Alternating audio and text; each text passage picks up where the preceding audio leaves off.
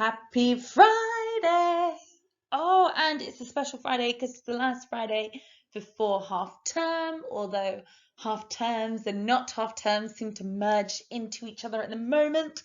But there will be no learning videos next week, so you'll have a nice little week off to rest. And depending on what the government and everybody decides, potentially I'll see you or some of you after half term, potentially not, because goodness knows what happens.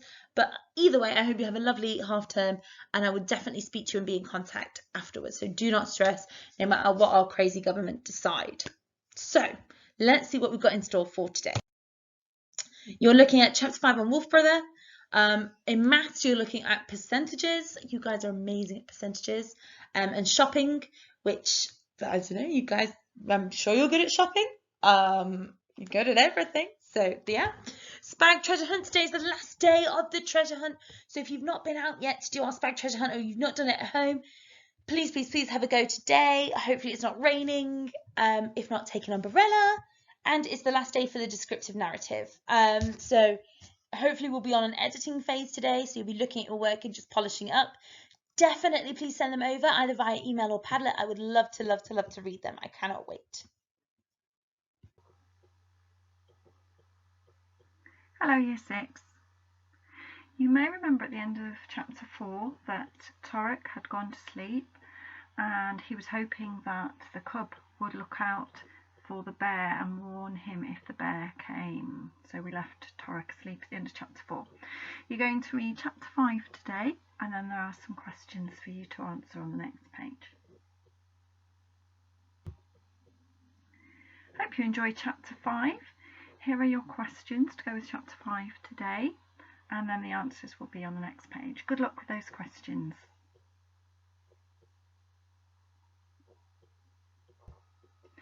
Here are the answers for your questions. Hope you got on all right with those. Torek comes to quite an interesting realisation at the end of this chapter, doesn't he? That the wolf cub may actually be his guide.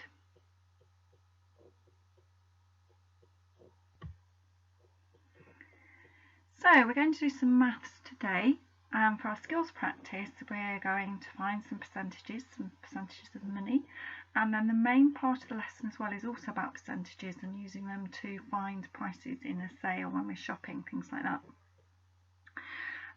If you are confident finding your percentages, you're finding different percentages today for £380.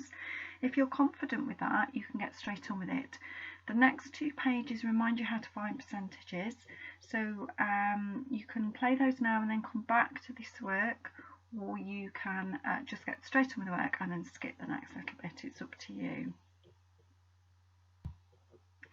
So if you need any help with your percentages, just a quick reminder that percent means out of 100. So 50% means 50 out of 100. And because 50 out of 100 is half, 50% means you find half of something. 25% means 25 out of 100. And because 25 out of 100 is a quarter, 25 is a quarter of 100, finding 25% of something means you need to find a quarter. 10% means 10 out of 100. And because 10 out of 100 is equivalent to 1/10, 10% means you're finding a tenth of the number. So you find 10% by dividing your number by 10, and if you remember, a nice quick way is to just slide your number along to divide it by 10. 1% means 1 out of 100, so 1 out of 100 is the same as finding 1/100th, and you can find 100th of a number by dividing your number by 100. Remember, that's sliding it along twice. So to find 10% of a number, you divide your number by 10. If you wanted to find 20% of a number, you divide your number by 10 to find 10% and then double your answer. Because if you know 10% and you double it, you now know 20%. To find 50% of something, you halve your number. To find 25%, you can halve and halve again, because that's how we find a quarter. We halve our number and halve again. To find 5% of a number, you could find your 10%, divide by 10, and then halve your answer, because half of 10% is going to give you 5%. To find 1% of a number, you divide your number by 100. Once you can find the percentages listed here, you can build lots of different ones from there. So for example, if you get your 20% and your 10%, add them together, you now know 30%. If you double your answer to 20%, you now know 40%.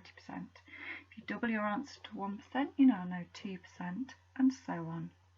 So once you can find these percentages listed here, you can find lots of others. So you may need to go back again now in the video to find the actual work, because the next page is going to be the answers. So if you haven't done the work yet, you need to rewind, get back to the work, because I'm actually going on to the answers now.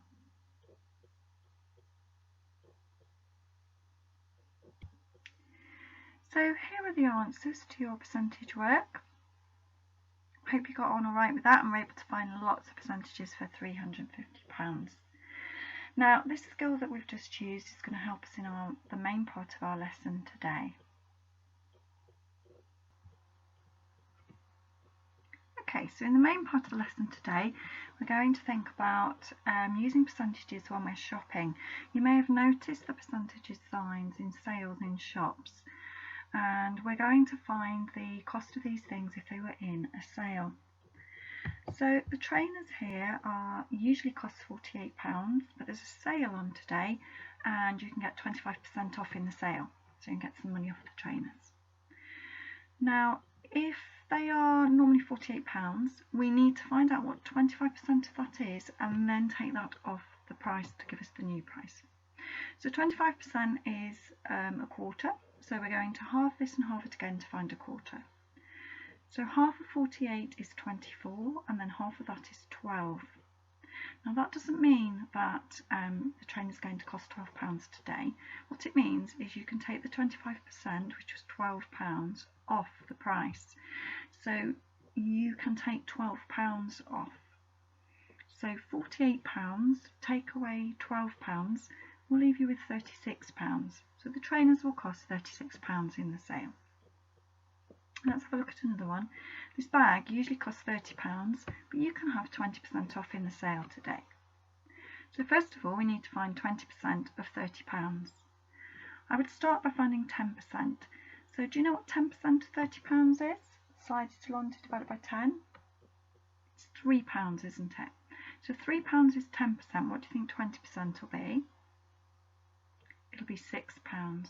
Okay, 10% is £3. 20%, double it, £6. Now that doesn't mean the bag costs £6, it means you can take £6 off, because you can take the 20%, which we worked out £6 off. So if you take £6 off from here, the bag will now cost, what do you think? £24. Good. Okay, the mobile phone normally costs £68 and you can have 10% off today. So we need to find 10% of £68. So to find 10%, divide by 10, so you slide it along. Do you know what 10% of £68 would be? It would be £6.80, wouldn't it? So you can now take £6.80 off from this price. So you probably write that subtraction down, that's a little bit trickier, but it comes to £61.20. £37 for the coat. I'm going to take 50% off, which is half, and I've put that one on there because when we're halving money, some children think they can't do some of it, but you can, because you just need to remember that half of a pound is 50p. So if we're going to halve this, I'm going to halve £30 and I'm going to halve £7. So half of £30 would be £15. Now half of £7, I'm not sure about that. Think about, just drop down and think about cutting £6 in half. So that would be £3, wouldn't it? And then you cut that last pound in half to give you the 50p. So it's £3.50. So half of your £30 is going to be £15. Half of your £7 is going to be £3.50. So 50% of £37 altogether is £18.50. Okay, because half of that's 15, half of that's £3.50. Put that together, £18.50. Now you're taking 50% off, because that is half, you're still left with half to pay. So the cost of that today, £18.50. Hope that helps, and on the next page you have got some things for sale and some sale prices to find. So here we go, folks. With this you are told the normal cost of the item and how much you can take off in the sale today. Remember, when you find your 20%, that isn't the answer, because you've then got to take that away to find the new sale price, because you're taking the 20% off to get your new price. So you're going to pause the video, work out the prices of all these items in the sale today, and then the answers will be on the next page. Good luck with those. Hope you can work out your sale prices today.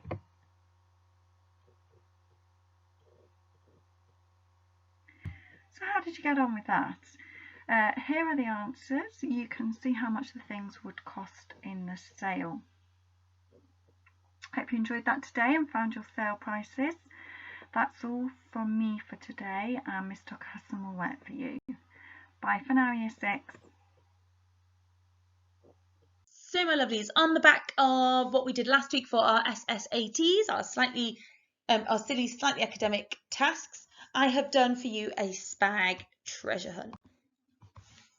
I thought I'd do it this week because obviously next week is half term, so I won't get a chance to do it then. And then goodness knows what's happening. So this is what you're looking for. These signs have changed. Most of them have changed position as well. So you're looking for big A4 laminated sheets that look like these, but without the blue boxes in. As you're going around, you just need to take a piece of paper and a pencil with you. If you see anybody else doing their treasure hunt, definitely say hello, definitely give them a wave, but remember your social distancing. Don't go up and give them a big hug. You know, keep that social distance. Just say hello from the other side of the street.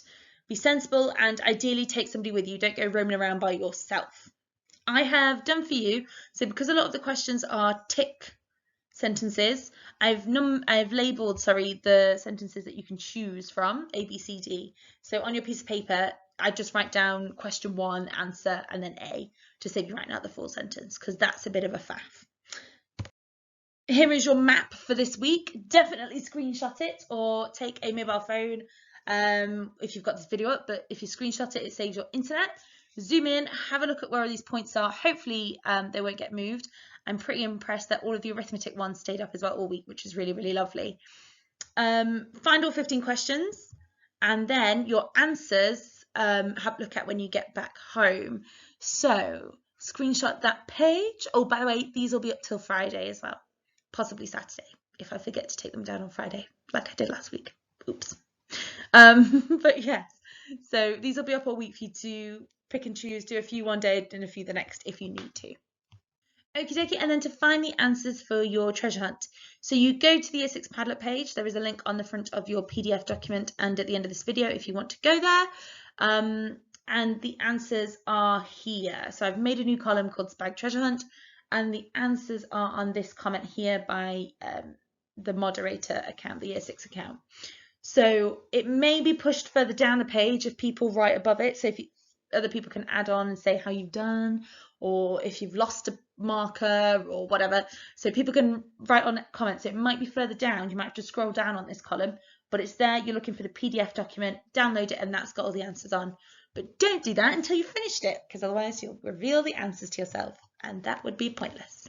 But other than that, guys, enjoy, have fun.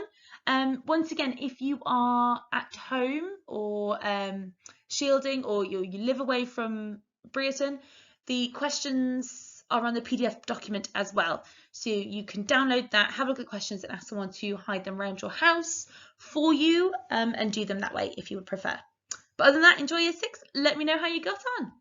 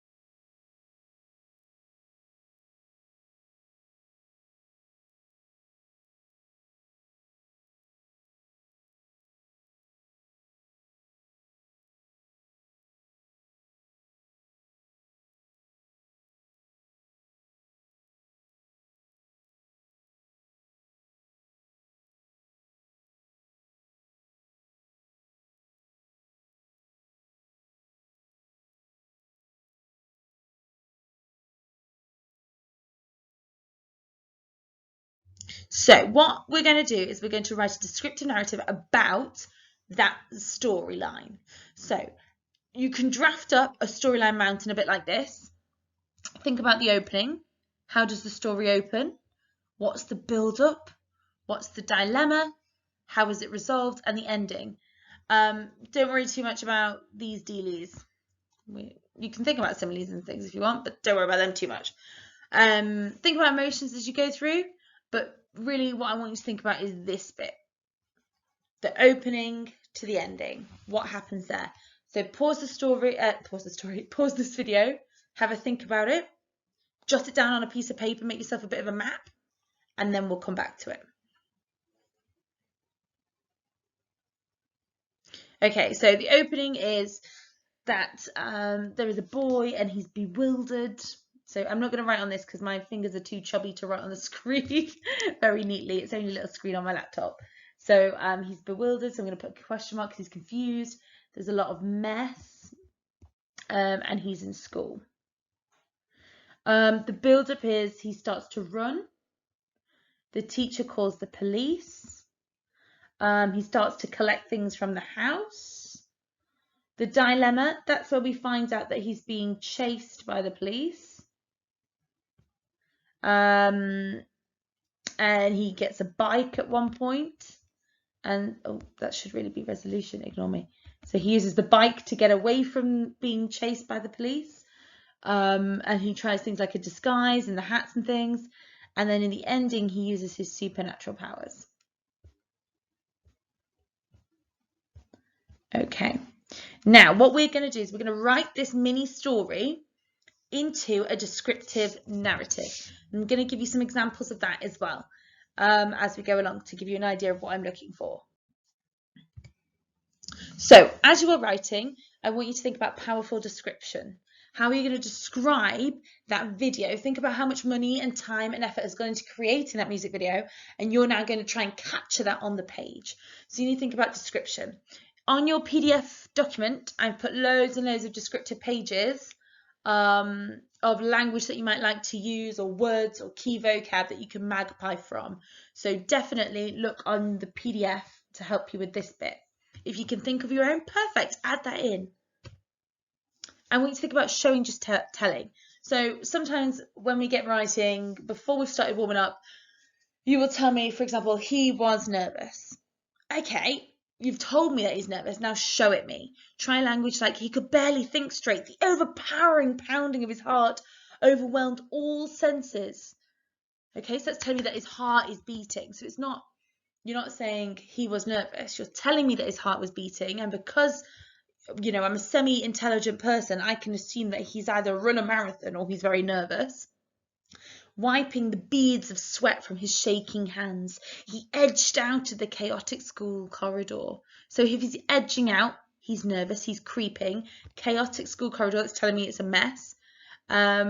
Shaking hands, nervousness, sweat. You sweat when you're nervous. So all these things are showing me that he's nervous instead of just telling me.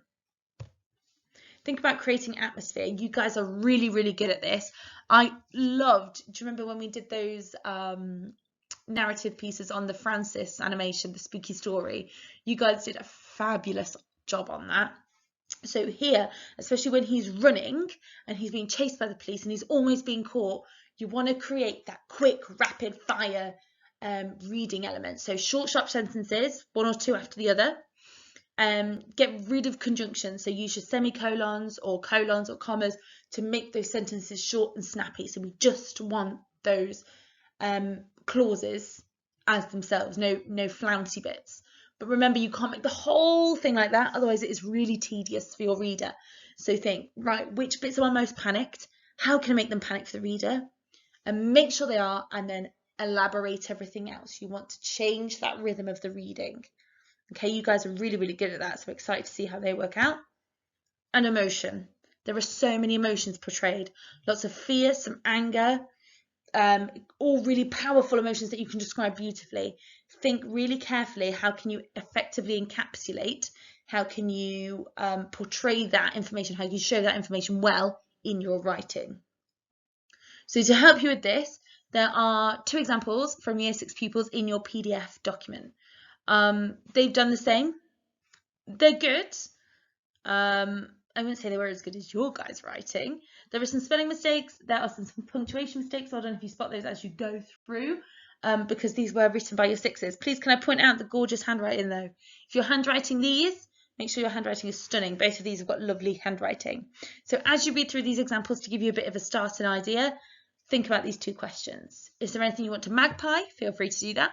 And what makes it effective? These stories are good. So what makes them good? Look through what have they used that helps them make it an effective, powerful piece of writing. When you have done these, please share them with me either via email or Padlet. I'm very excited to read them. So I hope you enjoy. You don't have to do these all today.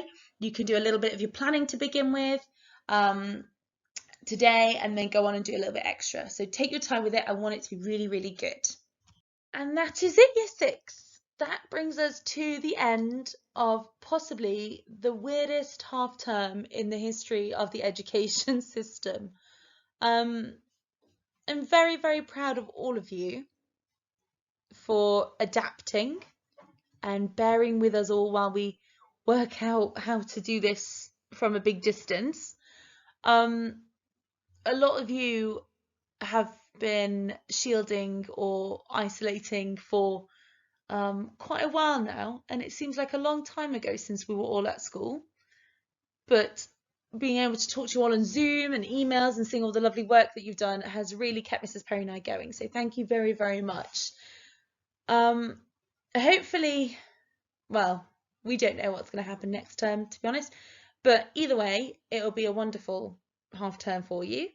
We'll find lots of fun things to do, and we'll keep chatting, we'll keep Zooming, we'll keep emailing, and it'll be good. So please enjoy half term.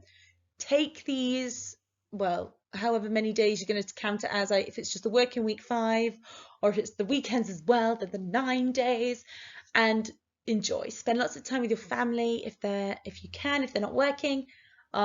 Be kind to your parents and your siblings and to adults at home, and have lots of fun. Drop Mrs. Perry and I an email, and we'll read them after half term and see what everyone's been up to. It'd be lovely to hear. So keep safe, and I will speak to you all soon, my lovelies. Okay? Bye, year 6.